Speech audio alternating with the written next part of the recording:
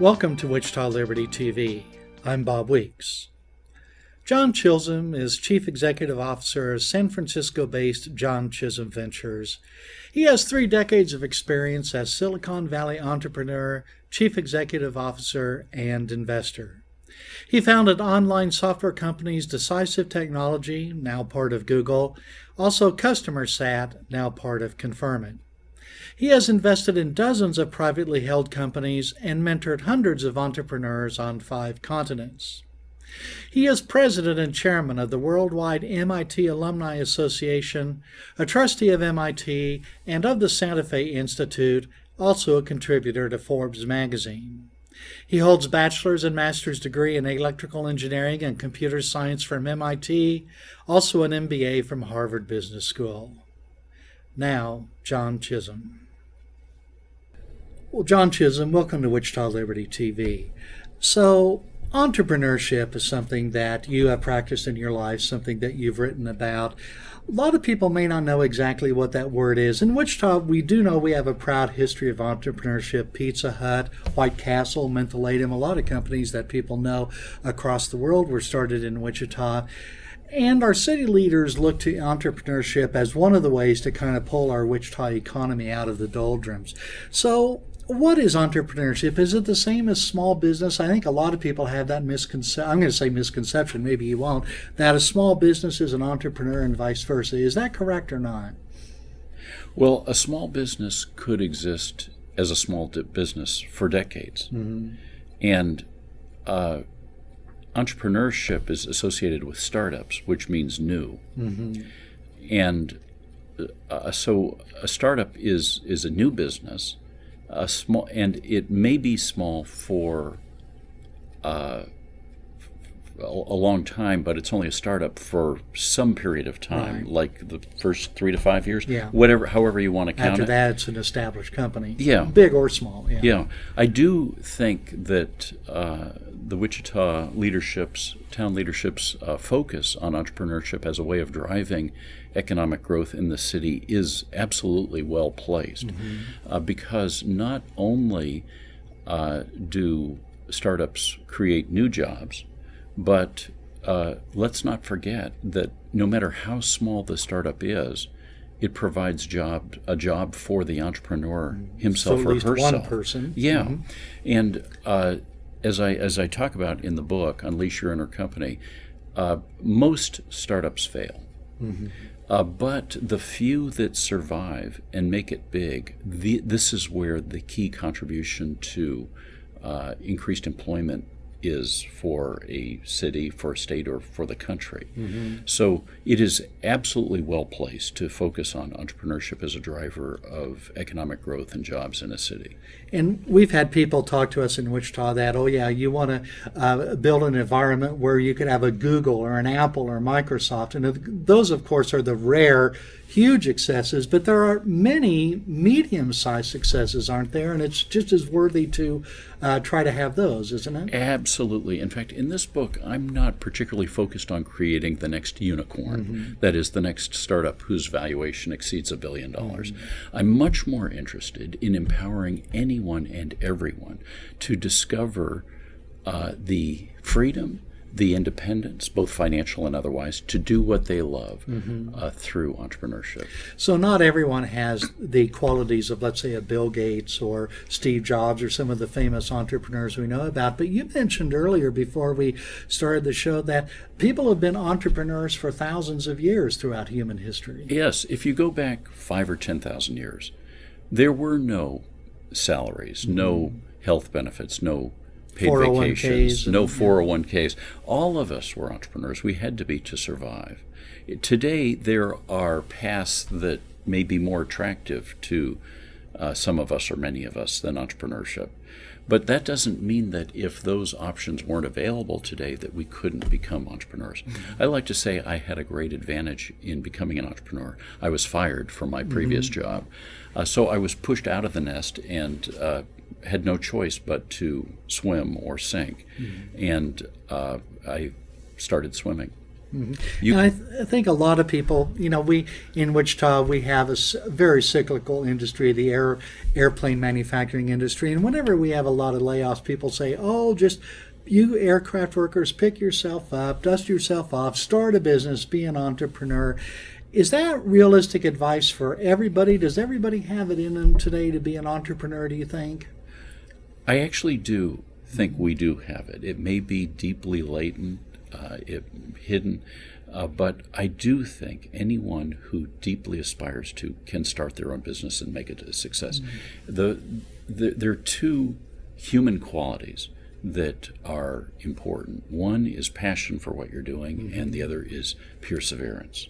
We hear a lot about passion these days. Every business book talks about the importance of passion. That sounds easy and fun.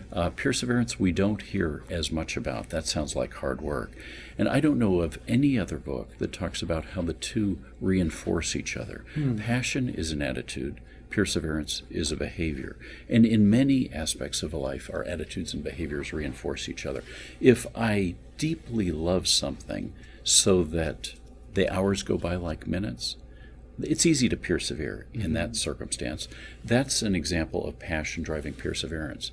And similarly, if I just stick with something long enough so I get good at it and start to love it, that's an example of perseverance driving passion. So you can see how the two reinforce each other. And both are necessary, you think? Or? I absolutely view both as necessary. Whenever you see outstanding performance in any realm of life, sports, the arts, entrepreneurship, academics, finance, you name it, executive leadership, politics, almost certainly this interplay, this positive feedback loop between passion and perseverance are at work.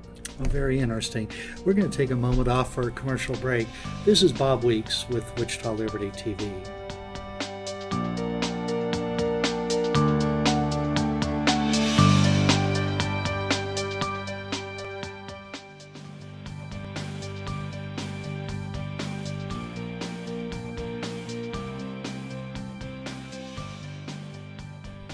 Welcome back to Wichita Liberty TV. I'm Bob Weeks, and with me this week, John Chisholm. So, John, on your website, I read an article where you mentioned about the Santa Fe Institute, its study of complexity in systems, human systems, economies, and things like that. You wrote, order in them emerges not from top-down command and control, but bottom-up from the interactions of large numbers of interconnected elements.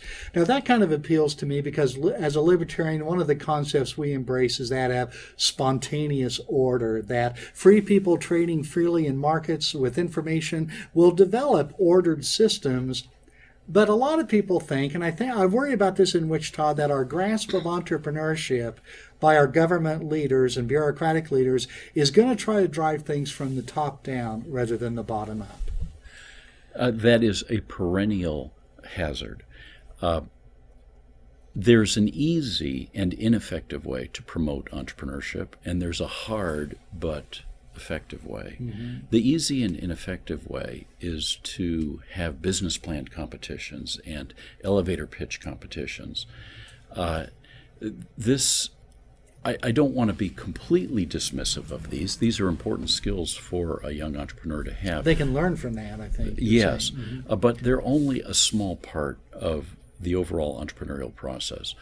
The hardest part is the doing and the discovery by doing and the learning by doing, and there's no substitute for that.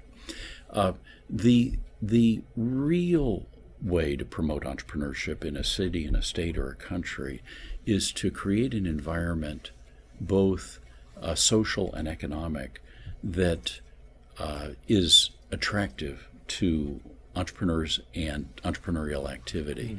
What does that mean? Well, in the book I talk about how Adam Smith very smartly, very presciently, 250 years ago, laid out the requirements for positive sum interactions, win-win situations, which is effectively applies to entrepreneurship. Protection of private property so that people are incentivized to to invest in what they have, either for their own use or for a trade with someone else.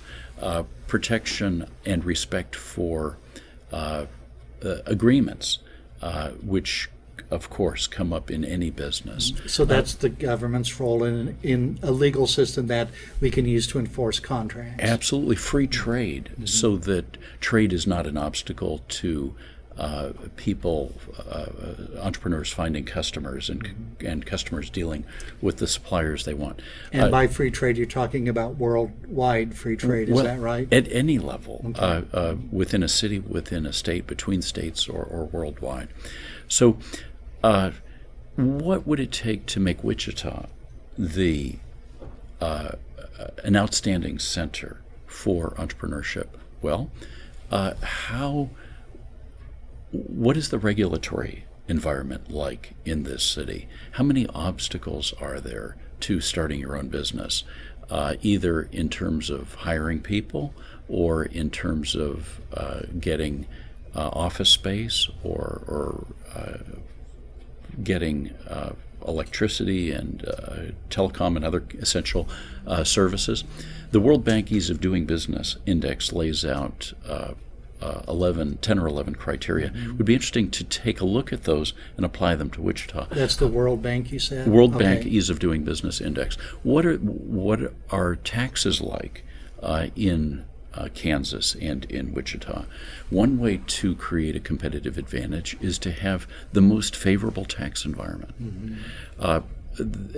So all of these, this is as much as a city can do, and the best things a city can do, and it will take time. People use Silicon Valley as an example of success, but don't forget that Silicon Valley was started in the first half of the last century. It's almost a century old. Hewlett and Packard, which are kind of like the granddaddy company of Silicon Valley, was started in the 1930s. Wow!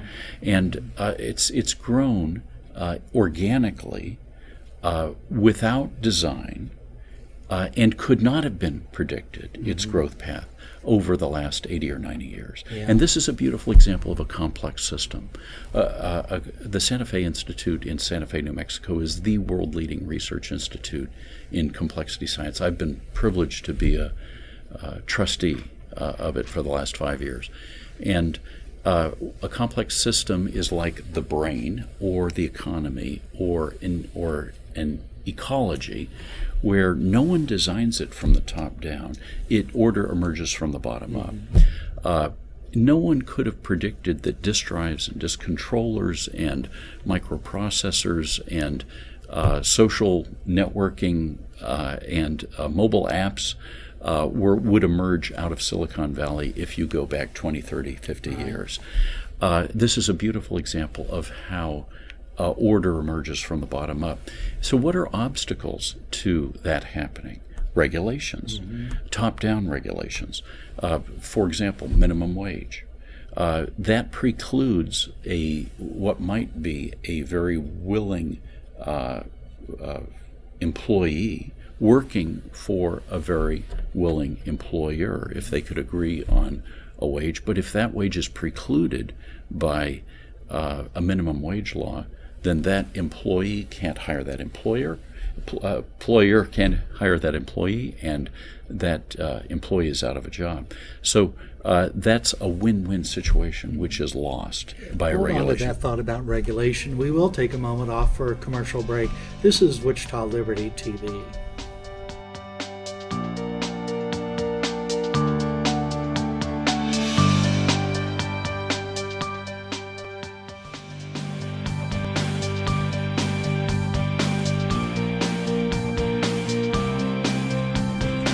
Welcome back to Wichita Liberty TV. I'm Bob Weeks, and with me this week, John Chisholm. So we were talking about regulation as perhaps being a block to entrepreneurship. And, you hear a lot of people today say, the world is so complex that we have to have government manage it for us with, tens of thousands of pages of regulation, federal, state, and local. But I think that's really a paradox, isn't it? That the more complex the world is, the more difficult it is to regulate, isn't it? In the book, I talk about two types of regulation, organic and imposed. Organic regulation emerges from the bottom up. For example, common law. Mm-hmm. Common law has emerged and evolved over centuries by whenever disputes between people arose, common law was the resolution that seemed most reasonable, most fair to the to settle the dispute. The laws of supply and demand are another organic form of regulation. And I think another bottom-up thing people talk about is the development of language. That just started out absolutely. And grew. Yeah. Word of mouth is bottom-up. And no one, if a lot of people start talking about a new product or service and how great it is or how bad it is, that is hard to circumvent or hard to suppress. And social media only amplifies that. I like to say that even in totalitarian countries and societies, prices will still emerge because people will buy and sell things on the black markets, yeah. So all of that is example of organic regulation, and that's good because all of those forms of regulation evolve as societies and technologies evolve. The other form of regulation I call imposed, and this is regulation that comes from the top down. This is like statutory legislation, regulation from regulatory agencies, or executive orders.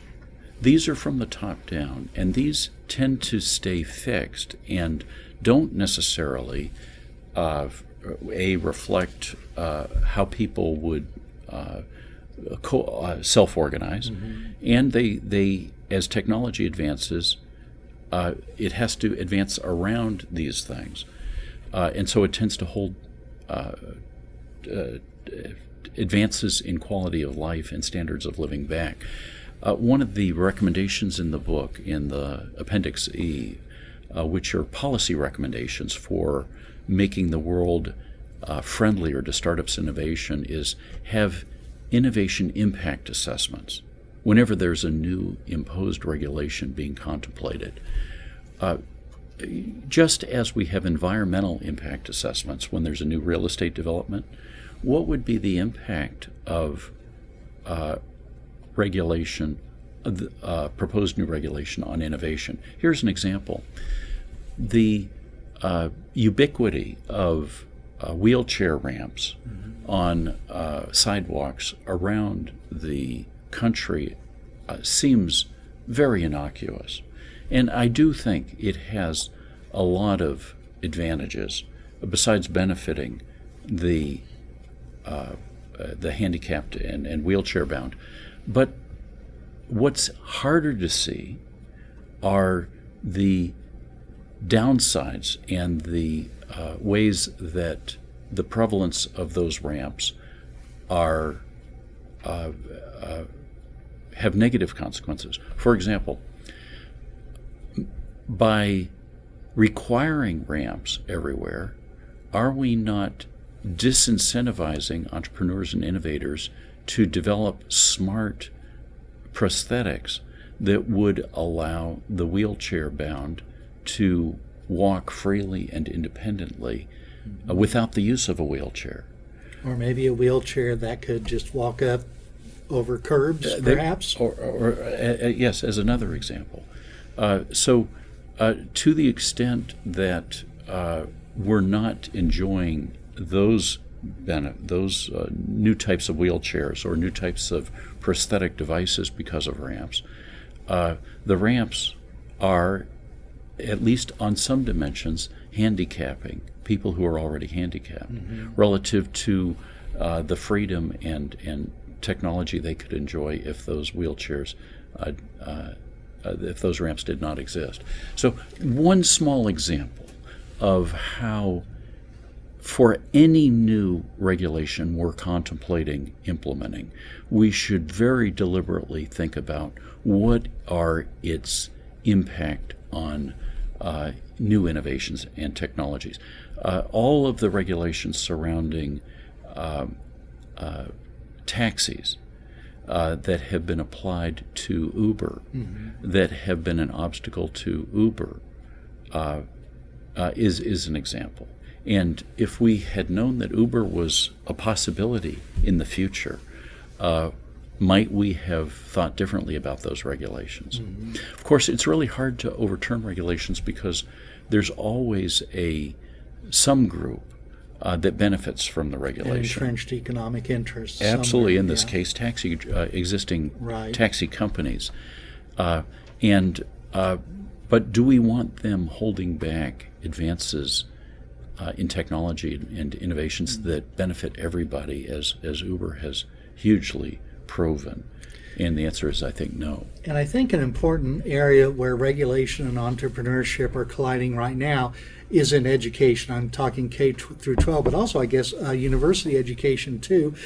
We don't have much school choice here in Kansas, and whenever there's a proposal to implement charter schools or tax credit, whatever it is, the people will say, well, we'll have public money going to private schools when they have to follow the same rules that the public schools have to do.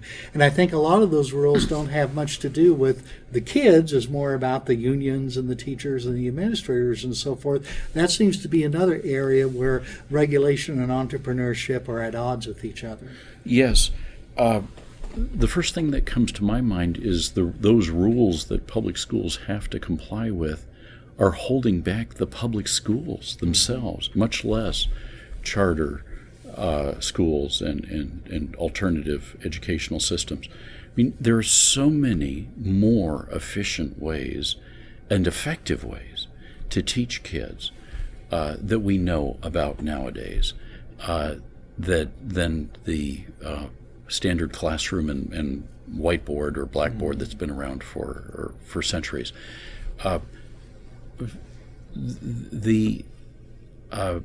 We've seen innovations in Khan Academy where kids can learn bite-sized chunks of 5 to 15 minutes worth of content and be tested on it, and if they don't learn it or test themselves on it, and they can go back.